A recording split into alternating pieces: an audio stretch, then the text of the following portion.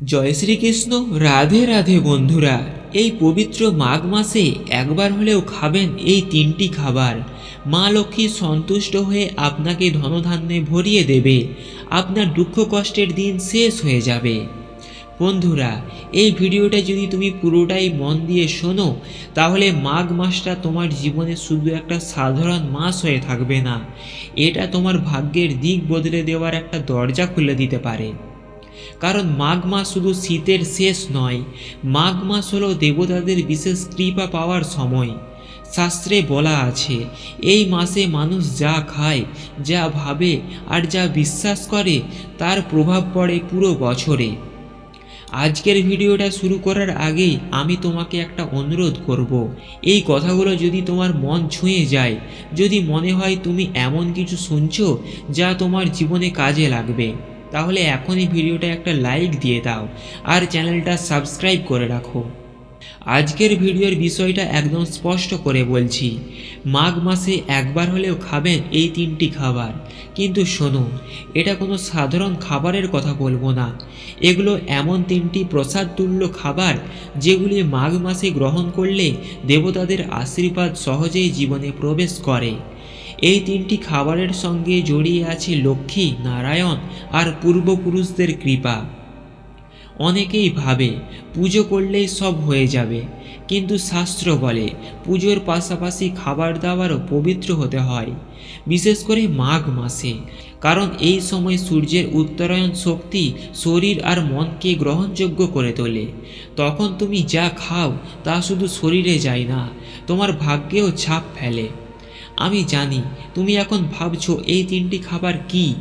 শোনো, মাঘ মাসে একদিন যদি তুমি এই তিনটি খাবার ভক্তি আর বিশ্বাসের সঙ্গে গ্রহণ করো, তাহলে সংসারের অশান্তি কমে, অকারণ বাধা কাটে, আর যে কাজগুলি আটকে আছে সেগুলি অদ্ভুতভাবে সহজ হতে শুরু করে। এটা কোনো জাদু নয়, এটা শত শত বছরের আধ্যাত্মিক অভিজ্ঞতার ফল। কেন এই খাবারগুলি বিশেষ, কোন দেবতার সঙ্গে এদের যোগ, এই তিনটি খাবার কিভাবে খেলে এদের পূর্ণ ফল পাওয়া যায়, আর সবশেষে সেই গোপন জিনিসটা যেটা জানলে তুমি বুঝবে কেন অনেক মানুষ চেষ্টা করেও জীবনে শান্তি পায় না। তাই অনুরোধ, ভিডিওটা স্কিপ করবেন না, মন দিয়ে শোনো। কারণ মাঘ মাস বারবার আসে না, আর সুযোগ সবসময় দরজায় কড়া নাড়ে না। তাই মা লক্ষ্মীর কৃপা পেতে এই কথাগুলি মন দিয়ে শুনুন। এখানে একটা খুব সূক্ষ্ম কথা আছে যেটা বেশিরভাগ মানুষ বুঝতে পারে না। মাঘ মাসে দেবতারা শুধু পুজো চান না, তারা মানুষের আচরণ আর আহার লক্ষ্য করেন। শাস্ত্রে বলা আছে, এই মাসে মানুষ যদি অজান্তে সঠিক নিয়মে চলে, তাহলে তার আগের অনেক জন্মের বন্ধ দরজাও খুলে যেতে পারে। তুমি নিশ্চয়ই লক্ষ্য করেছ, কিছু মানুষ অল্প পরিশ্রমে জীবনে এগিয়ে যায়, আর কেউ কেউ সারা জীবন চেষ্টা করেও যেন আটকে থাকে। এর পেছনে শুধু কর্ম নয়, এর পেছনে আছে দেবতাদের আশীর্বাদ। আর সেই আশীর্বাদ পাওয়ার জন্য একটা সহজ উপায় হলো মাঘ মাসে কিভাবে তুমি নিজেকে গ্রহণযোগ্য করে তুলছো। এই কারণে আমাদের পূর্বপুরুষেরা মাঘ মাসকে এত গুরুত্ব দিতেন। এই মাসে তারা নির্দিষ্ট কিছু খাবার ভক্তি ভরে গ্রহণ করতেন। এই খাবারগুলো শুধু পেট ভরানোর জন্য নয়, এগুলো ছিল এক একটা আধ্যাত্মিক সেতু, দেবতা আর মানুষের মধ্যে যোগাযোগ সেতু। এখন একটা কথা খুব খেয়াল করে শোনো, এই তিনটি খাবারের মধ্যে একটা এমন নয় যেটা দামি, বিলাসী বা দুর্লভ।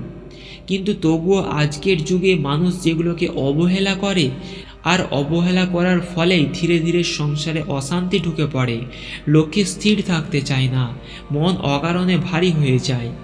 তুমি যদি মনে করো আমি তো কারো ক্ষতি করি না, তবুও কেন আমার জীবনে শান্তি নেই, এই প্রশ্নের উত্তর লুকিয়ে আছে এই মাঘ মাসের মধ্যেই।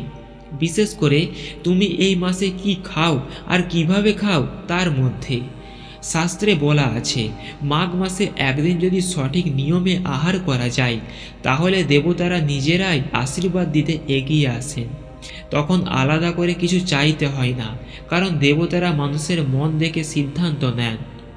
এই ভিডিও শেষের অংশে আমি তোমাকে বলবো এই তিনটি খাবার খাওয়ার সময় কোন একটা ছোট্ট ভুল করলে উল্টো ফল হতে পারে, আর সেই ভুলটাই বেশিরভাগ মানুষ করে ফেলে। জানার পর তুমি নিজেই অবাক হয়ে যাবে এতদিন এটা কেউ কেন বলেননি। আমি আবার বলছি, এটা কোনো ভয় দেখানোর কথা নয়, এটা সতর্কতা। কারণ আধ্যাত্মিক বিষয় হালকাভাবে নিলে ফলও হালকা আসে না। তাই যদি তুমি চাও সংসারে স্থিরতা, মনে শান্তি, অকারণ বাধা থেকে মুক্তি আর ভাগ্যের গতিপথে একটু আলো, তাহলে এই ভিডিওটা শেষ পর্যন্ত দেখো। শেষ অংশে যে কথাটা আছে সেটা জানলে তুমি মাঘ মাসকে আর কখনো আগের মতন দেখবে না। আর হ্যাঁ, এখন পর্যন্ত যে যদি মনে হয় এই কথাগুলো কোথাও গিয়ে তোমার মনের সঙ্গে মিলে যাচ্ছে, তাহলে একবার মনে ঠাকুরের স্মরণ করো। কারণ এই ভিডিওটা তোমার সামনে আসা কাকতালীয় নয়।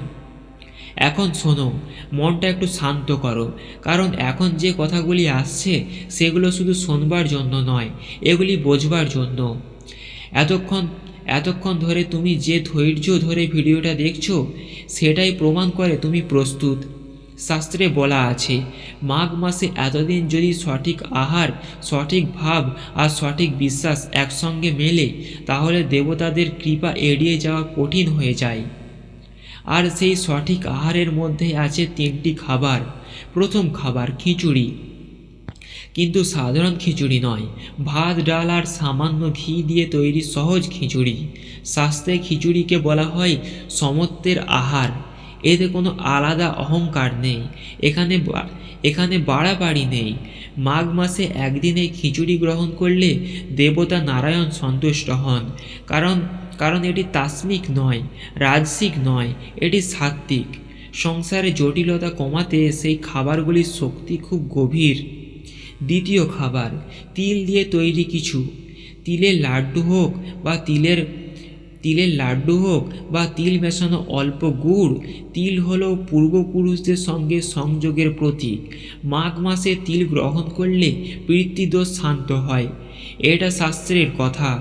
অনেক সময় আমরা বুঝতে পারি না কেন হঠাৎ জীবনে বাধা আসে। এই একটিমাত্র কাজ, একদিন তিল গ্রহণ, অনেক অদৃশ্য বোঝা হালকা করে দিতে পারে। এবার আসছে তৃতীয় খাবার। এই খাবারটি সবচেয়ে গুরুত্বপূর্ণ। এই খাবারটা বেশিরভাগ মানুষ জানেন না বা জেনেও গুরুত্ব দেয় না। তৃতীয় খাবার হলো সাধারণ সেদ্ধ চালের ভাত, সঙ্গে সামান্য লবণ আর ঘি। হ্যাঁ, শুনতে খুব সাধারণ লাগছে, কিন্তু শোনো, শাস্ত্রে বলা হয়েছে মাঘ মাসে একদিন এইভাবে আহার করলে লক্ষ্মী দেবী সংসারে স্থির হতে চান। কারণ এই আহারে আছে কৃতজ্ঞতা। আমার যা আছে তাতেই আমি সন্তুষ্ট, এই ভাবটাই লক্ষ্মীর সবচেয়ে প্রিয়। এখন আসছে সেই মেন টুইস্ট। এই 3টি খাবার খাওয়ার দিন একটা জিনিস করলে কিন্তু সব ফল নষ্ট হয়ে যায়। আর সেটা হলো খাবারের সময় মোবাইল দেখা, ঝগড়া করা বা মনে অভিযোগ রাখা। হ্যাঁ, যদি তুমি খাবারগুলো খাও কিন্তু মনে মনে কার প্রতি রাগ করো বা ঠাকুরকে স্মরণ না করো, তাহলে সেটা শুধু খাবার হয়, প্রসাদ হয় না।